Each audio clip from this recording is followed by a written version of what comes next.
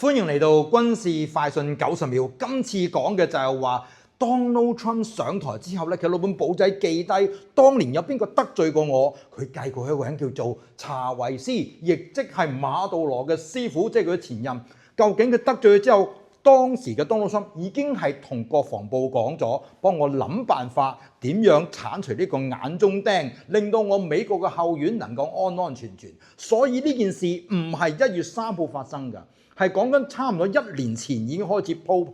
咁喺8月份大家開始見報啦，就係講美國開始用航空母艦戰鬥群去圍堵佢海岸線啦，同埋航空母艦戰鬥群之外咧，拋埋個登陸群亦都喺度咧，已經呢個不過係吸引你眼球㗎咋，真正嘅目的。美國講咗用5000萬美金要收買你身邊嘅人，不過捉到馬杜羅我俾佢啊嘛，所以其實呢段時間咧 CIA 已經派人入咗去委內瑞拉，開始搜尋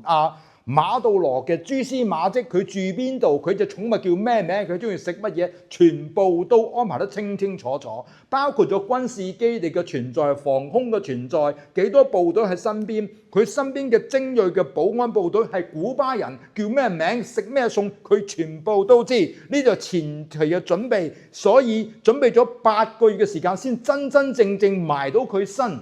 呢個先係重點。